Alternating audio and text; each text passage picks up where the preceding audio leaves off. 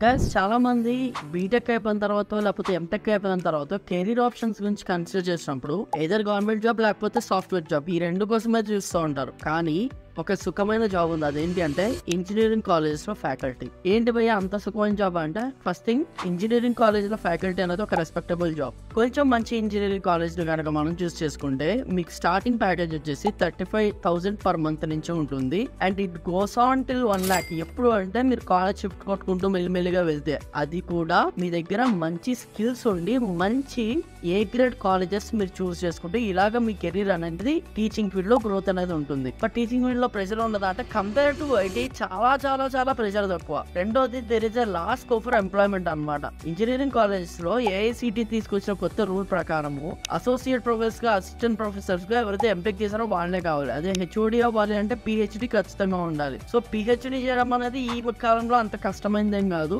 And of course MTech అయితే అందరూ చేస్తున్నారు. ఇలాంటి ఒక కాలేజ్ కనుక మనం చూస్ చేసుకుంటే మనం ఉండే ఊర్లోనే బెస్ట్ కాలేజ్ లో ఆల్మోస్ట్ ఊర్లో ఉంటూ 30 నుంచి 40 వేలు సంపాదించుకుంటూ ప్రశాంతంగా ఉన్న ఒక ఆప్షన్ టీచింగ్. అది ఇంజనీరింగ్ కాలేజ్ లో, డిగ్రీ కాలేజ్ లో. ఈ ఆప్షన్ కూడా మీరు కన్సిడర్ చేసుకోవచ్చు ఒకవేళ కెరీర్ ఆప్షన్స్ గురించి సెర్చ్ చేసినట్టయితే. If you find this option very good, comment down your views on this and do follow Krishna talks for more.